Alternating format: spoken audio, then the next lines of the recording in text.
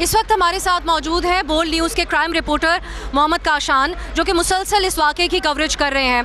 काशान, अभी जो मैंने लोगों से बात की है, खा वो दुकानदार हों या वो लोग जिनके प्यारे यहाँ पर अंदर मौजूद हैं और अभी तक उनका स्टेटस मिसिंग का ही है, तरह तरह की कॉन्स्पिरेसी थेरीज़ हैं, तरह तरह के इल्ज़ामात हैं कि ये आग लगी नहीं, लगाई गई। इस पे भी बहुत बड़ा सवाल है कि इतनी ज़्यादा फैल कैसे गई है आग और उसको काबू क्यों नहीं पाया गया।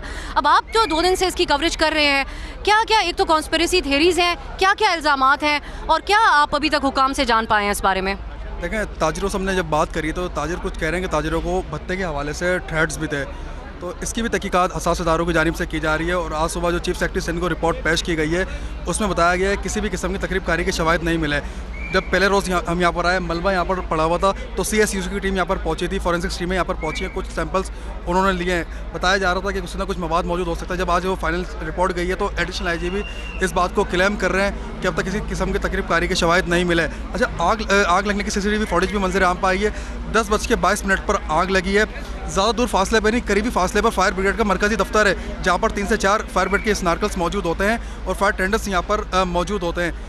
दुरानिया इतना कम था, लेकिन आग जब यहाँ पर वो पहुँचे तो आग लगी। दुरानिया ताजिर बता रहे हैं कि ताखिर से गाड़ियाँ यहाँ पर पहुँची जिसके बायस आग लगी है। अच्छा, जब ताखिर से पहुँचे तो उनके पास फायर सेफ्टी आलात ही मौजूद नहीं थे। एक स्पेशल फॉर्म का इस्तेमाल किया जाता है मेटेलिक आग को बुझाने के लिए, प्लास्टिक की आग को बुझाने के लिए, उस फॉर्म का इस्तेमाल बर वक्त नहीं किया गया। ताजिर ये गिला शिकवा करते दिखाई दे रहे हैं कि अगर उसका इस्तेमाल कर लिया जाता तो ये आग बुझ सकती थी। अगर क्राइम के हवाले से हम इसको बात करें तो हसास इदारों के भी अफसरान, CTD के अफसरान, दीगर अफसरान भी इसकी तहकीकात कर रहे हैं कि आया कि कोई तकरीब कारी का मंसूबा तो नहीं था, क्योंकि ज़राए बता रहे हैं कि 4 मिनट के अंदर ये साइट्स, एमेजिना रोड वाली साइट और दीगर जो साइट है यहाँ की, फौरी तौर पे आग लगी और एक साथ पूरी बिल्डिंग को आग ने अपनी लपेट में ले लिया है। तो अभी इस हवाले से कुछ भी कहना कबल वक्त ही होगा जब हुकाम तक। यानी अभी हतमी तौर पे हुकाम नहीं बता रहे कि इसमें कोई तकरीब कारी का एलिमेंट है, यानी ये कंफर्म या डिनाई नहीं किया गया है? जी बिल्कुल, देखिए, हुकाम की जानिब से कहा जा रहा है कि कुछ शवाहिद उनको मिले जो कि अभी डिस्क्लोज़ नहीं कर रहे। पुलिस के आला हुकाम इस मामले को डिस्क्लोज़ करेंगे कि आया मामला क्या था।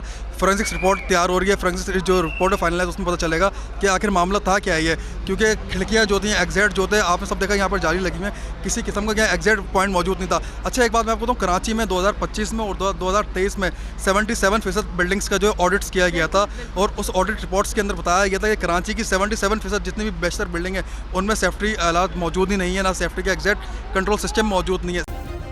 सब्सक्राइब करें और बेल दबाएं ताकि कोई खबर रह न जाए।